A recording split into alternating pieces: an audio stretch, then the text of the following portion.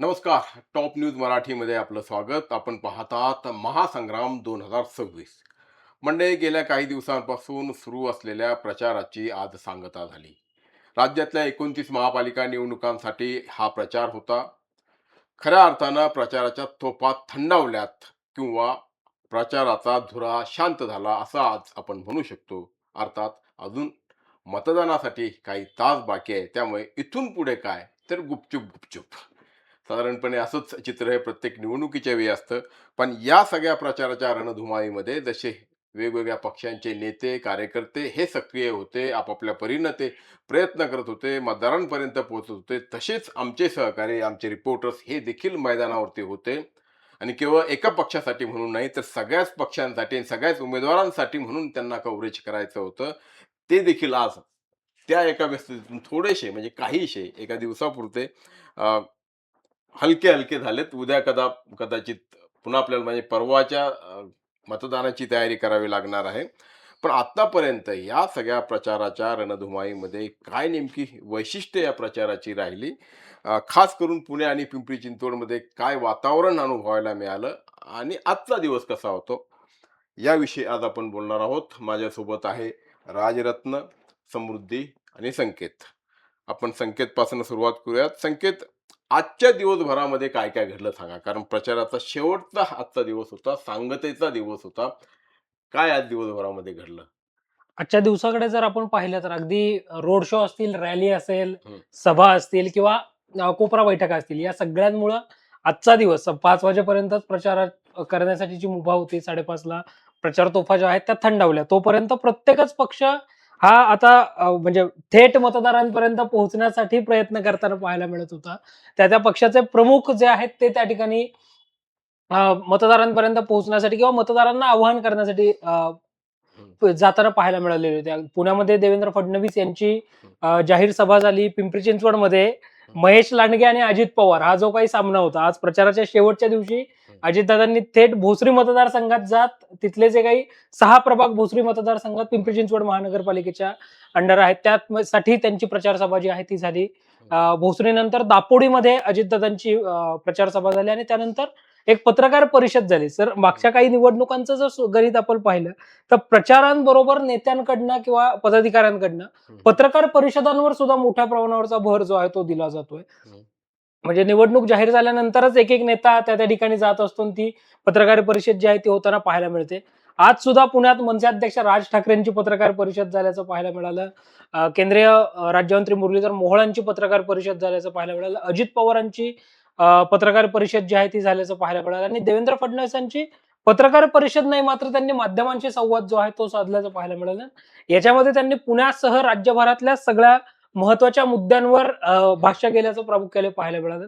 अजित पवारांच्या दिल्ली वारीवर खास करून फडणवीसांनी आज बर पुण्यात भाष्य केल्याचं पाहायला मिळालं. बर काय काय नेमकं बोलले दिल्लीवारी विषयी आणि काहीतरी एक अजित पवारां म्हणजे अजित पवार ज्या पद्धतीने ज्या आक्रमकपणे गेल्या काही दिवसांपासून बोलत होते, शक्यतो देवेंद्र फडणवीस त्यांच्याविषयी काही आतापर्यंत फार तसं बोलले नाही. आज काहीतरी बोलले असं कळतंय. काय नेमकं बोलले? निश्चितच म्हणजे पुण्यात कात्रजमध्ये ज्यावेळी देवेंद्र फडणवीसांची सभा झाली हं. हं. तेव्हा केवळ शेरोशायरीतनं त्यांनी अप्रत्यक्षरित्या अजित पवारांवर टीका केल्याचं पाहायला मिळालेलं होतं. नंतर पुण्यात एका मुलाखतीमध्ये सुद्धा त्यांनी अजित पवारांचं नाव घेतलं नाही, मात्र अजितदादांनी जी हं. हं. मेट्रो आणि पीएमपीएमएलचा प्रवास मोफत देण्याची घोषणा केली हं. त्याच्यावर मात्र त्यांनी भाष्य अप्रत्यक्षरित्या केल्याचं पाहायला मिळालं.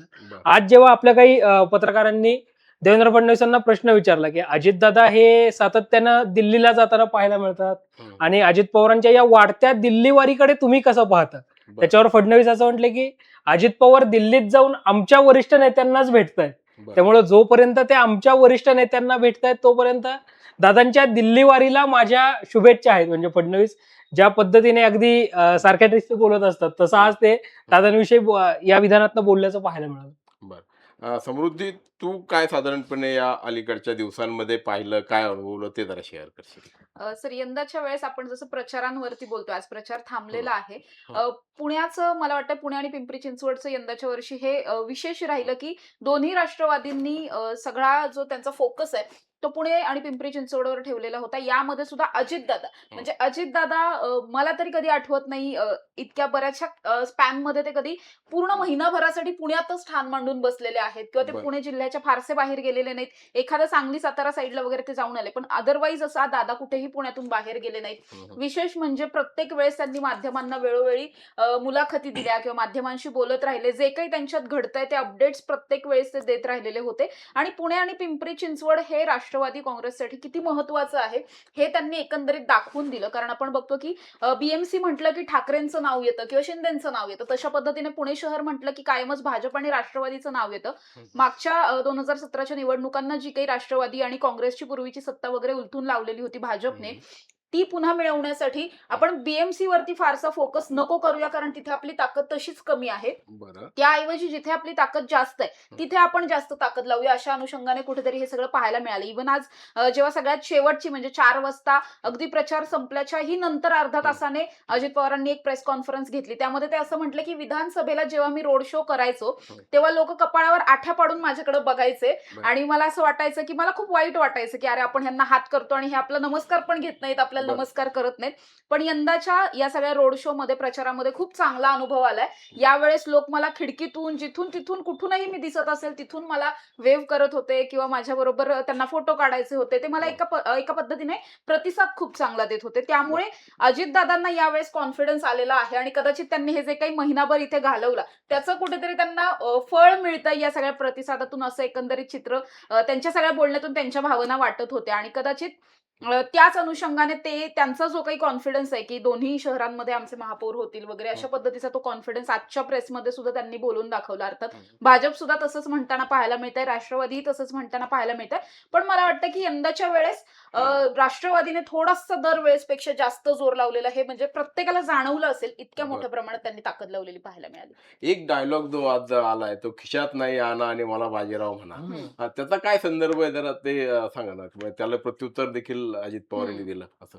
हं. देवेंद्र फडणवीसांची सभा सुरू होती आणि त्या सभेमध्ये भाजपचा महापौर कसा पुण्यामध्ये होईल हे सांगत असताना त्यांनी अजित पवारांच्या नी जो काही घोषणा केल्या की पुण्यात आम्ही मेट्रो प्रवास मोफत देऊ, PMPML चा प्रवास मोफत देऊ, त्या अनुषंगानं देवेंद्र फडणवीसांचं हे वक्तव्य जे आहे ते असल्याचं पाहायला मिळालं. खरं तर अजितदादांनी ज्यावेळी ही घोषणा केली, ही घोषणा खरं तर मला वाटतं म्हणजे भाजपने मैत्रीपूर्ण लढत घ्यायची दादांसोबत असं ज्यावेळी ठरवलं होतं आणि ते देवेंद्र फडणवीसांनी सांगितलं होतं, तर अजितदादांची ही घोषणा कुठेतरी आउट ऑफ सिलेबस भाजपसाठी होती असं काहीसं बरं. चित्र पाहायला मिळालं. कारण या घोषणेनंतर एकापाठोपाठ एक नेत्यांनी दादांवर टीका केल्याचं पाहायला मिळालं आणि आज त्याच आशयाची टीका ही देवेंद्र फडणवीसांनी सुद्धा केल्याचं पाहायला मिळालं.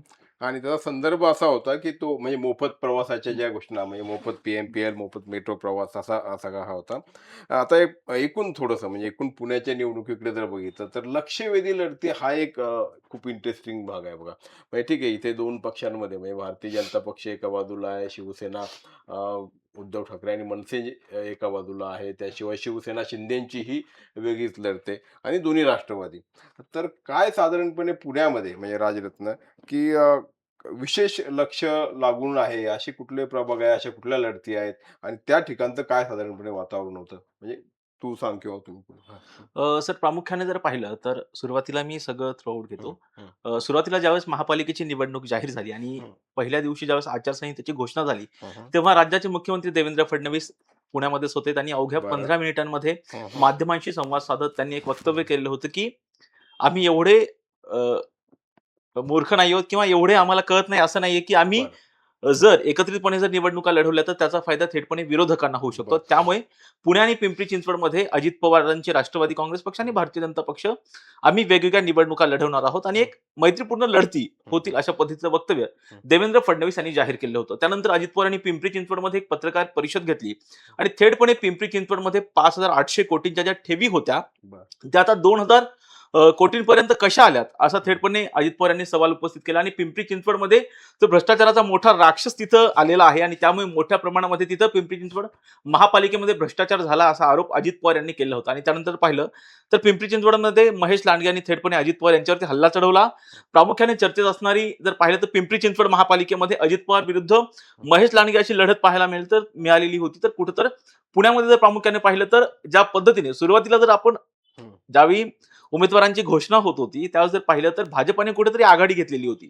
प्रामुख्याने मध्ये भारतीय जनता पक्षामध्ये मोठ्या प्रमाणामध्ये इन्कमिंग सुद्धा होत होतं, परंतु अजित पवार यांच्या पक्षाकडे मोठ्या प्रमाणामध्ये इन्कमिंग पाहायला मिळालेलं नव्हतं. परंतु जे सुरुवातीला 3-4 दिवस जे भारतीय जनता पक्षामध्ये इन्कमिंग होत होतं, परंतु शेवटच्या दिवशी अवघ्या 3 ते 4 तासांमध्ये अजित पवार यांच्या पक्षामध्ये ज्या पद्धतीनं वेगवान पद्धतीनं इन्कमिंग झालं, त्याचबरोबर अजित पवारांनी मोठ्या प्रमाणामध्ये एबी फॉर्म दिले. प्रामुख्याने तुम्ही जसं म्हणालेलं होतात की आता कोणत्या महत्वाच्या लढती आहेत, त्या लढतीमध्ये जर प्रामुख्याने पाहिलं तर सूस पाशांची जो प्रभाग आहे त्या प्रभागामध्ये जे अमोल बालवडकर आहेत, जे इच्छुक होते कोथरूड विधानसभा मतदारसंघातून, जे थेटपणे चंद्रकांत पाटील यांच्या विरोधात अर्थात त्यांना आव्हान त्यांनी दिलेलं होतं.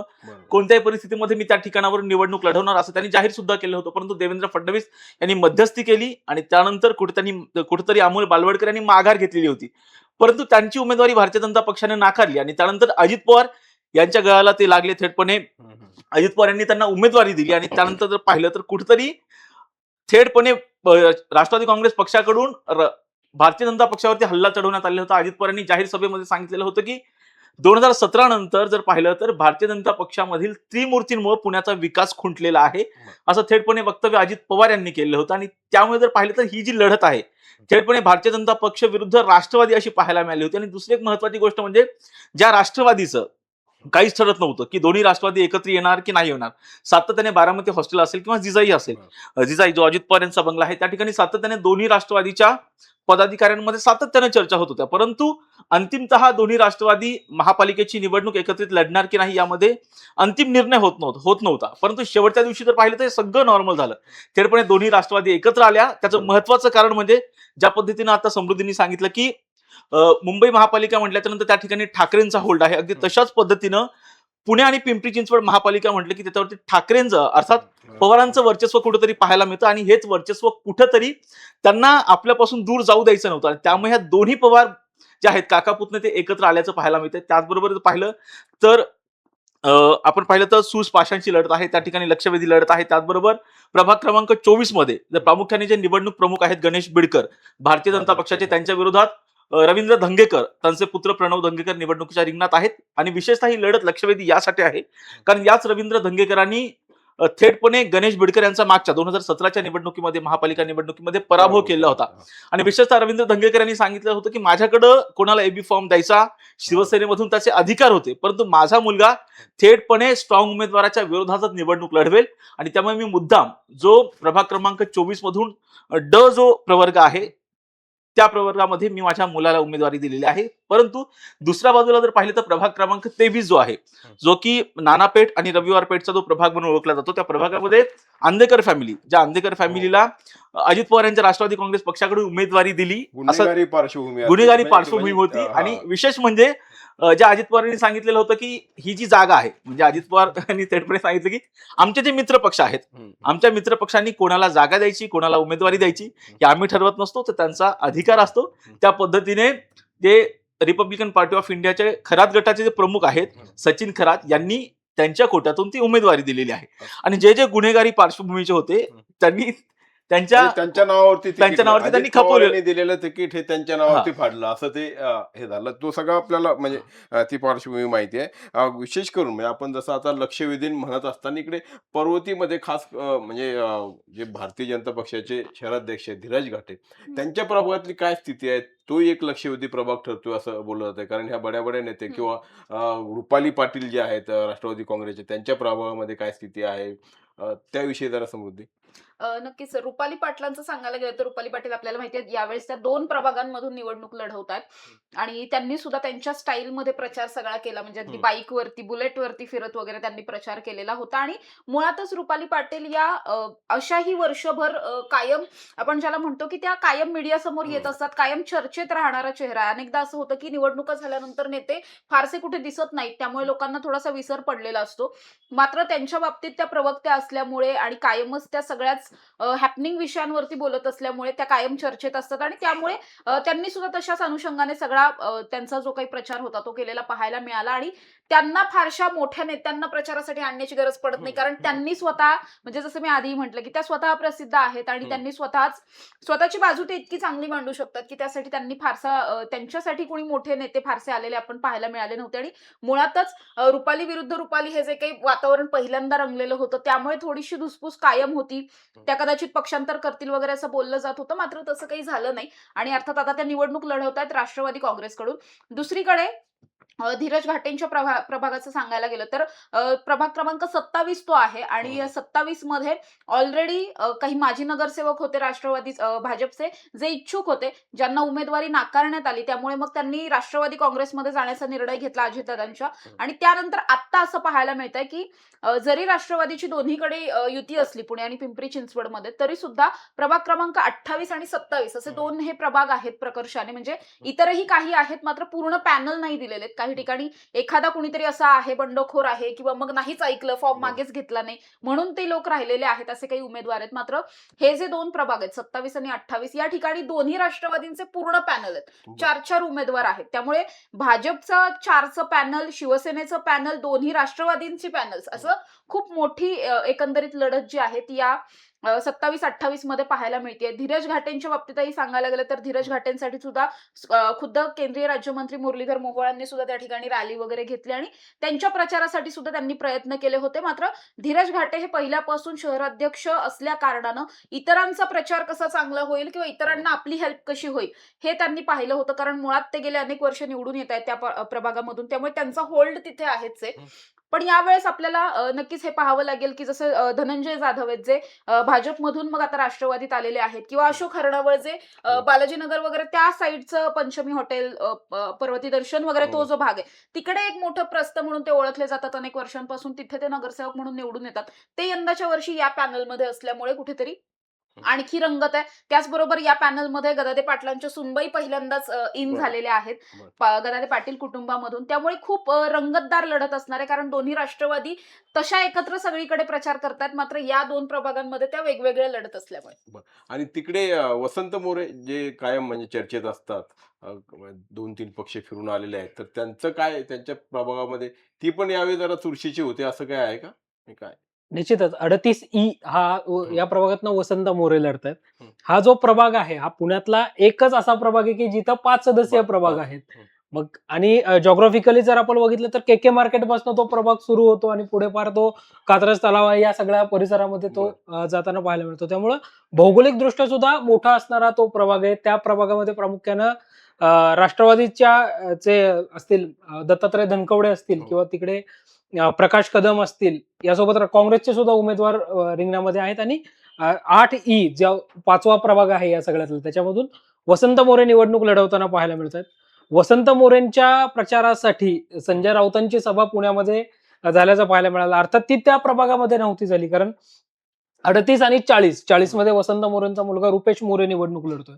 तर या 2 उमेदवारांसाठी संयुक्तरित्या संजय राऊतांची सभा पुण्यामध्ये झाल्याचं पाहायला मिळालं. आणि या सभेमध्ये वसंत मोरेंनी कोविडमध्ये कसं चांगलं काम केलेलं आहे, किंवा वसंत मोरेंच्या मुलाने सुद्धा तो युवा चेहरा कसा आहे आणि आम्ही युवकांना कशी जास्तीत जास्त संधी दिली आहे, आणि मग या सगळ्या प्रभागामध्ये शिवसेनेच्या बाजूने कसे इथले मतदार राहिलेले आहेत, हे सगळं संजय राऊतांनी या पत्रकार परिषद या भाषणामध्ये सांगितल्याचं पाहायला मिळालं. आणि एकंदरीतच वसंत मोरेंनी सुद्धा म्हणजे तात्या नेहमी ज्या पद्धतीने फेसबुक आणि इतर सगळ्या सोशल मीडियावर Social लाईव्ह आणि या त्यांच्या सगळ्या त्यांचे स्टेटस सुद्धा अनेकदा चर्चेचा विषय बनतात. तर या सगळ्यामधूनही तात्यांनी आपल्याला चर्चेत ठेवल्याचं पाहायला मिळालं. यावेळी तात्या माध्यमांमध्ये कमी झळकले, बरं. मात्र सोशल मीडियामध्ये जास्त तात्यांची चर्चा झाल्याचं पाहायला मिळालं. बरोबर आहे. म्हणजे साधारणपणे पुण्याचा विचार केला तर खास करून म्हणजे जसं वसंत मोरेंचा प्रभाग, रुपाली पाटलांचा प्रभाग, तिकडे ते सुरेंद्र पठारे आणि त्यांची पत्नी जे आहेत ते तिकडे उभे आहेत. एकाच घरातले दोघंही बाहेरून आलेले. तो एक प्रभाग, तो एक लक्षवेधी असा प्रभाग आहे. आणि जसं आता राजने सांगितलं की लो बालवडकर आणि अमोल बालवडकर हा एक चर्चेतला प्रभाग आहे. विशेष करून कोथरूडमध्ये आणखी काही सचिन दोडके आणि ही जी मंडळी आता अलीकडे भाजपमध्ये आली त्यांचं काय होतं याच्याबद्दल उत्सुकता आहे. तर ह्या सगळ्या लक्षवेधी लढती आहेत आणि प्रचार कसा झालाय. पण या सगळ्या दरम्यान जरा थोडंसं आपण विचार केला की अ, कुणाची सभा खरोखर म्हणजे लोकांना म्हणजे सभा ज्या काही झाल्या असतील 4 झाल्या 6 झाल्या म्हणजे एकतर कुणाचा प्रचार अधिक मोठ्या प्रमाणावरती होता हा एक भाग आणि कुणाच्या सभा कारण शेवटी कोण किती मेहनत घेतली हा देखील एक लक्षात घेण्यासारखा मुद्दा असतो. तर कुणाच्या सभा खरोखर झाल्यात चांगल्या की ज्याला प्रतिसाद चांगला मिळाला? म्हणजे तुम्ही ज्या कव्हर केल्या असतील किंवा ज्या आपल्याला इथे बघायला मिळाल्या असं काय साधारणपणे समृद्धी काय? सर यामध्ये आपण जर बघितलं तर जवळपास सगळ्याच मोठ्या नेत्यांच्या सभा ज्या आहेत त्या पुणे शहरामध्ये झाल्या होत्या. फक्त मला वाटतं की या सगळ्यामध्ये राष्ट्रवादी शरद पवार गटाच्या वतीनं कुठली एखादी मोठी सभा अशी घेतली नाही. कारण यावेळेस सगळा जबाबदारी जी आहे ती दादांनी खांद्यावरती घेतली होती. त्यामुळे दादांच्याच कदाचित जसं मी आधीही म्हटलं हो, की हो. रॅली असेल किंवा सभा असतील किंवा व्हॉटेव्हर रोड शो हम्म. असतील जे काही झालंय सगळ्यात जास्त प्रमाणात हे दादांचं झालेलं आहे. मात्र तरी सुद्धा अगदी शेवटच्या टप्प्यात जसं आपण बघितलं की मुख्यमंत्री स्वतः येऊन गेलेले आहेत. उपमुख्यमंत्री एकनाथ शिंदे सुद्धा येऊन गेलेले आहेत. त्यामुळे पुण्यामध्ये थोडंसं मिक्स वातावरण यावेळेस पाहायला मिळालं. कारण मुळात इतके पक्ष झालेले आहेत आणि सगळेजण आता बऱ्यापैकी सेपरेट लढत असल्यामुळे थोडंसं पुणेकर सुद्धा कन्फ्युज आहेत आणि सगळ्यांच्या सभांना जायचं मग कुणाचं किती अपील होतंय ते पाहूयात हो. असं थोडंसं वातावरण पुणे शहरामध्ये पाहायला मिळालं. म्हणजे ज्यावेळी अजित पवारांनी परवाच्या दिवशी जी घोषणा केली जसं आपण म्हटलो की मेट्रो आणि बस प्रवास मोफत करायचा वगैरे अशा पद्धतीने त्यांनी जी काही घोषणा केली त्यानंतर त्यांच्या सभांना थोडीशी गर्दी वाढल्याचं पाहायला मिळालं होतं. पण जसं म्हणजे अगदी आपण सुरुवातीला म्हटलो की त्याच्यावरती देवेंद्र फडणवीसांनी त्यांना बाजीराव वगैरे असा उल्लेख करत एक त्यांना टोमणा मारलेला होता असं आपण म्हणू शकतो. त्याच्यावरती आज अजितदादांनी ते स्वतः अर्थमंत्री असल्यामुळे त्यांच्याकडे अर्थ खातं बरेच वर्ष त्यांनी सांभाळलेलं असल्यामुळे कशा पद्धतीने ते हा सगळा मेट्रोचा आणि बसचा प्रवास देऊ शकतात मोफत याचा आकडेवारी वाईज हिशोब त्यांनी सगळा मांडला. त्याचबरोबर ते असंही म्हटले की मला तुम्ही बाजीराव म्हणत असाल तर चांगलं आहे. कारण बाजीरावांचा इतिहास पहा ते खूप कठोर. पराक्रमी होते, शूर होते. त्यांच्या मनगटात जोर होता. ज्याच्यावर त्यांनी स्वराज्य स्थापन केलेलं होतं. मराठ्यांचं साम्राज्य त्यांनी वाढवलेलं होतं. असं ते म्हटलंय. नंतर ते असंही म्हटले की माझ्याही मनगटात तितकाच जोर आहे. ज्या आता तुम्ही म्हणता की खिशात आणा नाही तोच बाजीराव तुमच्या तिजोरीमध्ये भरपूर आणे आणू शकतो आणि मोफत प्रवासही देऊ शकतो. त्यामुळे कदाचित असं वाटतंय की कुठेतरी राष्ट्रवादींच्या सभांना किंवा रोड शो असतील रॅली असतील या सगळ्याला खूप मोठ्या प्रमाणात गर्दी झालेली पाहायला मिळाली होती. दुसरीकडे भाजपने सुद्धा तितकाच जोर लावलाय. कारण जसं राजरत्न सुद्धा म्हटला की खूप मोठ्या प्रमाणावरती इन्कमिंग झालेलं असल्यामुळे ऑब्व्हियसली त्यांना तिथे ताकद लावावी लागणार आहे. कारण अनेक नेते हे दुसऱ्या पक्षातून आलेले आहेत. स्वतःचा नवीन पक्ष इस्टॅब्लिश करणं, लोकांच्या डोळ्यामध्ये तो बसवणं, लोकांना नवीन चिन्ह पटवून देणं हे कुठेतरी भाजपसाठी अनेक इन्कमिंग केलेल्या नेत्यांसाठी गरजेचं होतं. त्यामुळे भाजपने पण पुरेपूर ताकद लावली. मात्र भाजपचे जे काही स्थानिक नेते आहेत असं आपण म्हणू शकतो किंवा म्हणजे मुळात भाजपची सत्ता पुणे शहरात असल्यामुळे भाजपला बाहेरून राज्यातले नेते आणण्याची फारशी गरज पडली नव्हती. म्हणजे स्वतः केंद्रीय राज्यमंत्री मुरलीधर मोहोळ असतील किंवा उच्च व तंत्र शिक्षण मंत्री चंद्रकांत पाटील असतील, माधुरी मिसाळ आहेत मंत्री, त्याचबरोबर सगळे आमदार आहेत. त्यामुळे स्वतःच त्यांचं इथे त्यांना फेसेस इतके मोठे आहेत की त्यांना फारसे मुख्यमंत्र्यांची वगैरे गरज तशा पद्धतीने पडली नाही किंवा प्रदेशाध्यक्षांची गरज जास्त पडली नाही. तरी सुद्धा 1-2 सभा झाल्या. मात्र यावेळेस कुठेतरी मिक्स वातावरण असलेलं पाहायला मिळतं. आणि एकूण चुरस जी आहे म्हणजे खरं तर आपण आधी असं म्हणत होतो की पुण्यातली निवडणूक ही एकतर्फी होती की काय कारण आधीच म्हणजे भारतीय जनता पक्षाने अगदी प्रभाग रचनेपासून तर मतदार याद्या कशा फोडायच्या या सगळ्यापासूनची तयारी केलेली होती आणि बाकी तर म्हणजे सगळ्याच अर्थाने म्हणजे आर्थिकदृष्ट्या आणि इतर सगळ्या अर्थाने भारतीय जनता पक्ष हा सक्षम असा आहे. असं असताना अजित पवारांनी या निवडणुकीत रंगत आणली असं म्हणावं लागेल. काय राजू? नक्कीच सर. अजित पवारांनी या निवडणुकीमध्ये रंगत आणली. जर प्रामुख्याने जर पाहिलं तर 2017च्या नंतर विशेषतः पुणे आणि पिंपरी चिंचवड या दोन्ही महापालिकेमध्ये भारतीय जनता पक्षाची सत्ता आहे आणि या दोन्ही महापालिकेवरती यापूर्वी राष्ट्रवादी काँग्रेस पक्षाचं वर्चस्व होतं. परंतु ज्या पद्धतीने अजित पवार यांच्या जवळचे हुकमी एक्के फोडण्यात आले, मग लक्ष्मण जगताप असतील, त्यांना भारतीय जनता पक्षामध्ये प्रवेश देण्यात आला. त्यानंतर महेश लांडे यांना सुद्धा पिंपरी चिंचवडमध्ये प्रवेश देण्यात आला आणि त्यामुळे कुठेतरी अजित पवारांची पिंपरी चिंचवड मधली ताकद कुठेतरी कमी झालेली होती. जसं मी आता उल्लेख केला की 5,800 कोटींच्या ज्या ठेवी होत्या त्या कुठंतरी आता 2,000 कोटींवरती आणल्या गेल्या आणि त्यामुळे अजित पवारांनी थेटपणे ठरवलं की आता जोपर्यंत आपण भारतीय जनता पक्षावरती थेटपणे हल्ला करणार नाही तोपर्यंत आपलं जे मत आहे, आपले जे विचार आहेत ते मतदारांपर्यंत पोहोचणार नाहीत. बरोबर. अगदी सुरुवातीला देवेंद्र फडणवीसांनी जाहीर केलेलं होतं की आमच्या फक्त मैत्रीपूर्ण लढती होतील, परंतु असं झालेलं नव्हतं. थेटपणे त्यांनी पिंपरी चिंचवडमध्ये पत्रकार परिषद घेतली, भाजपच्या कारभाराचे पूर्णपणे वाभाडे पिंपरी चिंचवडमध्ये काढले. थेटपणे पुणे महापालिकेच्या बाबतीत पाहिलं तर त्रिमूर्तींमुळे कुठेतरी पुण्याचा विकास 2017च्या नंतर झालाच नाही अशा पद्धतीचं वक्तव्य अजित पवारांनी केलं. मोठ्या प्रमाणामध्ये जे भारतीय जनता पक्षात मधले जे नाराज होते त्यांना आपल्या पक्षात प्रवेश दिला. शेवटपर्यंत अजित पवार थांबले. शेवटच्या टप्प्यामध्ये त्यांनी एबी फॉर्म दिला आणि त्यानंतर पाहिलं तर अजित पवारांनी प्रामुख्याने मोठी रंगत यावेळी या संपूर्ण महापालिकेच्या निवडणुकीमध्ये पिंपरी चिंचवड आणि पुणे महापालिकेमध्ये आणल्याचं पाहायला मिळते. कारण दुसरी एक महत्वाची बाब म्हणजे यामध्ये ज्या दोन्ही राष्ट्रवादी सुद्धा एकत्र आलेले आहेत, म्हणजे पवारांची राष्ट्रवादी असेल, शरद पवारांची आणि अजित पवारांची दोन्ही राष्ट्रवादी एकत्र येत निवडणुका लढवतात आणि त्यामुळे कुठंतरी काँग्रेस पक्ष पूर्णपणे बॅकफूटवरती आहे जसं आपण पाहिले आणि त्याचबरोबर मनसे आणि उद्धव ठाकरेंची जी शिवसेना आहे त्यांची सुद्धा काही प्रभाग वगळता कुठं पुण्यामध्ये जास्त ताकद सुद्धा दिसत नाही. परंतु जर पाहिलं तर प्रामुख्याने जी पुण्यातली जी लढत आहे ती थेटपणे राष्ट्रवादी विरुद्ध भारतीय जनता पक्ष अशीच आहे आणि त्यामुळे अजित पवारांनी मोठ्या प्रमाणामध्ये जवळपास 15 ते 20 दिवस अजित पवार पुणे आणि पिंपरी चिंचवडमध्ये ठाण मांडून बसल्याचं पाहायला मिळतं आणि त्यामुळे कुठेतरी काहीही करून कशा पद्धतीनं आपली पुणे आणि पिंपरी चिंचवडमध्ये आपल्याच पक्षाचा महापौर बसेल या दृष्टिकोनातून अजित पवारांनी प्रचंड प्रमाणामध्ये जाहीर सभा घेतल्या. पवारांच्या प्रचंड- रूपाने म्हणजे सुप्रिया सुळे फार इथे दिसल्या नाहीत, एकूण प्रचारामध्ये पण दिसल्या नाहीत आणि खरं सांगायचं तर शरदचंद्र पवार यांची राष्ट्रवादी काँग्रेस जी क्षीण झाली होती तर तिला एका अर्थाने बुस्टर डोस किंवा सलाईन देण्याचं काम अजित पवारांनी केलं आणि आता तिच्यातही दुगदुगी आली असं आपल्याला म्हणता येईल. आणि म्हणून मग की ताई म्हणतात की दादा तू पुढे धाव, मी तुझ्या पाठीशी आहे, असं साधारणपणे चित्र दिसलंय.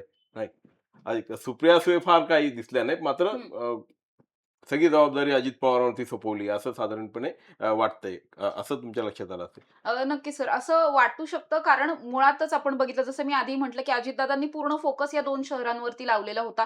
दुसरी गोष्ट, अजित पवार वारंवार त्यांच्या भाषणामध्ये असं म्हणत राहिले की माझी जरी जन्मभूमी बारामती असली तरी माझी कर्मभूमी ही पिंपरी चिंचवड आहे, असं त्यांनी प्रत्येक भाषणामध्ये जवळपास 3-4 वेळा ते तसं म्हटलेले आहे. त्यामुळे त्यांनी हे दाखवून दिलं की माझ्यासाठी पिंपरी चिंचवड शहर किती महत्वाचं आहे, म्हणजे इव्हन पुण्यापेक्षाही जास्त पिंपरी चिंचवड त्यांना महत्वाचं आहे, त्यांनी वारंवार दाखवून दिलं. त्यामुळेच कुठेतरी आपण असं म्हणू शकतो की शरद पवारांच्या सगळ्याच नेत्यांनी, वरिष्ठांनी संपूर्ण जबाबदारी ही अजित पवारांवरती सोपवलेली होती. मुळातच अजित पवारांना एक आपण म्हणू शकतो कार्यकर्त्यांचा जो बेस आहे किंवा त्यांचा जो वोटर आहे तो पुणे आणि पिंपरी चिंचवडमध्ये आहे. मात्र जेव्हा दोन्ही राष्ट्रवादी वेगळ्या झाल्या त्यानंतर हा कार्यकर्ता कुठेतरी विखुरला गेलेला होता. पण दोन्ही राष्ट्रवादी एकत्र आल्यामुळे अजितदादांवरती काही जी कार्यकर्त्यांची थोडीशी नाराजी होती पवार साहेबांना सोडल्याच्यामुळे ती नाराजी कमी झाली आणि त्या कार्यकर्त्यांचं सुद्धा बळ पुन्हा एकदा मिळालं आणि अनेकांना असंच वाटतंय की दोन्ही राष्ट्रवादी एकत्र याव्यात वगैरे. त्यामुळे अजित पवार एकटे जरी लढले किंवा एकटे जरी ते या सगळ्या प्रचारामध्ये लढत असतील, सगळ्या सभा वगैरे घेत असतील तरी सुद्धा ते एकटे काफी आहेत असं कदाचित दोन्ही राष्ट्रवादींना मिळून असं वाटलेलं होतं. कारण अर्थात आपण कायम असं म्हणतो की अजित पवारांनी एखादी सत्ता आणणं असेल किंवा आत्ताच्या आपण नगरपालिकांचे, नगर परिषदांचे निकाल जर आपण बघितले तर ते एकटे लढून सुद्धा काय करू शकतात हे आपण पाहिलेलं आहे. त्यामुळेच कुठेतरी अजित पवारांची राष्ट्रवादी आणि शरद पवारांची राष्ट्रवादी एकत्र आल्याच्या नंतर शरद पवारांच्या राष्ट्रवादीने स्वतःच थोडंसं बॅकफुटला ते राहिले. अजित पवारांचं विजन असेल या दोन्ही शहरांसाठी, कारण कायम असं म्हटलं जातं की पिंपरी चिंचवड जरी दोन्ही राष्ट्रवादी एकत्र होते ज्यावेळेस पिंपरी चिंचवडचं सगळं डेव्हलपमेंट झालं, मात्र कायम असं म्हटलं जातं की पिंपरी चिंचवडचा विकास हा अजित पवारांनी केला. म्हणजे जरी पक्षाचे प्रमुख त्यावेळेस शरद पवार असले तरी सुद्धा असं कधी म्हटलं जात नाही की शरद पवारांनी पिंपरी चिंचवडचा विकास केला किंवा सुप्रिया सुळेंनी केला. अजित पवारांचं नाव हे वारंवार त्या ठिकाणी घेतलं जातं. त्यामुळे अजित पवार हा दोन्ही राष्ट्रवादींचा मिळून एक खूप महत्वाचा चेहरा बनू शकतात असं वाटलं होतं आणि त्यामुळे अजित पवारांनी इतका मोठा हा सगळा धडाका लावला आणि कदाचित त्यामुळेच त्यांना हा आता कॉन्फिडन्स पण आलेला असू शकतो. आणि जसं आपण म्हटलो की चुरशीची लढत अजित पवारांमुळेच आली. कदाचित या दोन्ही राष्ट्रवादी जर एकत्र आल्या नसत्या तर वन साइड निवडणूक होऊ शकली असती असं आपण नक्कीच म्हणू शकतो, कारण भाजपची तेवढी ताकद पुणे शहरामध्ये नक्कीच आहे. नव्याने घेतलेले जे काही नेते आहेत, बंडखोर आहेत काही, त्यांची सुद्धा ताकद त्या त्या प्रभागामध्ये असल्यामुळे कदाचित भाजप या ठिकाणी एखादी सत्ता सुद्धा मिळवू शकत होतं. मात्र अजित पवारांनी ऐन टायमिंगला घेतलेला हा निर्णय, म्हणजे आपल्याला असं म्हणावं लागेल की कदाचित हा निर्णय आधीपासून होणार होता. त्यामुळेच प्रशांत जगताप यांनी हा निर्णय पक्ष सोडण्याचा घेतला. कारण त्यांनी पक्ष सोडल्याच्या नंतरही 2-3 दिवसांनंतर असं म्हटलं जात होतं की आता ही युती होणार नाहीये. पण पुन्हा ही युती झाली, याचा अर्थ ह्या चर्चा खूप आधीपासून सुरू होत्या आणि हे होणार असं कुठेतरी शिक्कामोर्तब झालं होतं. केवळ ती एक धाकधूक प्रत्येकामध्ये ठेवायची म्हणून ते डिक्लेअर केलेलं नव्हतं.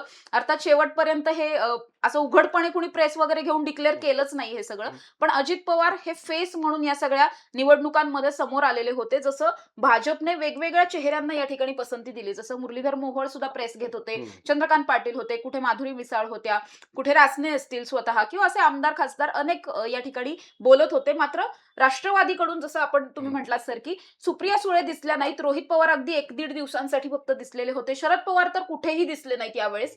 आणि फक्त अजित पवारांवरती ही सगळी त्यांचा जो सगळा भार आहे राष्ट्रवादीचा, आपण म्हणू शकतो जबाबदारी, ही त्यांच्यावरती होती. कारण सुनील तटकरे ही फारसे दिसले नाहीत, तेही एखाद वेळेसच पुण्यामध्ये येऊन गेले, किंवा रुपाली चाकणकर असतील. त्यामुळे मोठे सगळेच नेते, शशिकांत शिंदेही एकदाच येऊन गेले, मला वाटतं 1-1.5 दिवसांसाठीच ते आले होते.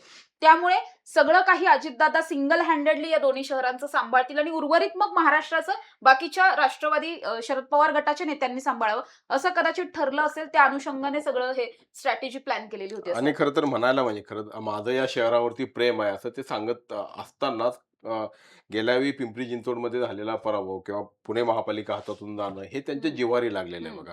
म्हणजे एकूण महाराष्ट्राचा जर विचार केला की भारतीय जनता पक्षाचा वारू असा उधळलेला असताना आणि या पक्षाचा आधीच म्हणजे या राष्ट्रवादी काँग्रेसकडे कसं बघितलं जातं, तर काय अडीच जिल्ह्यापुरता पक्ष किंवा असं जे आहे, तर त्या दृष्टिकोनातनं आता इथे आपलं अस्तित्व किंवा प्रभुत्व कायम ठेवणं, जसं मुंबईमध्ये ठाकरे बंधूंच्या प्रभुत्वाचं किंवा अस्तित्वाची लढाई आहे आणि तीच त्यांच्यासाठी प्रतिष्ठा बनली आहे, तशीच अवस्था या पुण्यामध्ये देखील पवारांसाठी आहे. आणि इथे जर ते काही दाखवू शकले तर निश्चितपणे पुढच्या काळामध्ये ज्या निगोशिएशन्स, कारण शेवटी कधी कुणाला कुणाची गरज पडेल हे सांगता येत नाही. आता सध्या उपमुख्यमंत्री आहेत, उद्या आणखी काय घडेल, तर या सगळ्या गोष्टीचा विचार करून ही लढत इथे रंगली आहे. मात्र एकूणच विचार केला तर चुरस बघायला मिळाली आणि चांगली मजा, म्हणजे खरं तर आपल्या दृष्टिकोनातनं देखील म्हणजे मीडियाच्या दृष्टिकोनातून देखील एक चांगली रंगत आपल्याला अनुभवायला मिळाली आणि मतदारांमध्ये देखील काहीसं चैतन्य या निमित्ताने निर्माण झालं. आता उद्याचा दिवस हातात आहे. मतदार कशा पद्धतीने विचार करतात हे आपल्याला आत्ता सांगता येणार नाही. मात्र मतदारांनी एक गोष्ट करावी की खरोखर ज्यांच्या प्रामाणिकपणाबद्दल तुम्हाला शंका नाही आणि जे खरोखर शहराचा विकास करू शकतात, ज्यांच्यामध्ये तशी इच्छाशक्ती आहे, अशा लोकांना तुम्ही निवडून द्यायचं आहे. आणि त्याहीपेक्षा महत्त्वाचं म्हणजे की बाहेर येऊन मतदान करायचं आहे. ठीक आहे, वेगवेगळ्या प्रकारच्या अडचणी किंवा वेगवेगळ्या प्रकारच्या शंका आपल्या मनामध्ये उत्पन्न होत असतात, कारण सगळंच एकूण चित्र बदललंय, वाईटाकडे सगळं चाललंय असं आपल्याला वाटत असताना देखील आपण आपल्या आशा सोडता कामा नये. आज आपण इथेच थांबूयात. खूप छान अनुभव तुम्ही शेअर केलेत. आपण पुन्हा भेटणारच आहोत. अर्थात उद्याचा एक दिवस काहीसा विश्रांतीचा आहे, त्यानंतर मतदानाचा दिवस आहे आणि मतमोजणीच्या दिवशी या सगळ्याचा निकाल लागणार आहे. तर प्रेक्षको, आजच्या पुरतं एवढंच.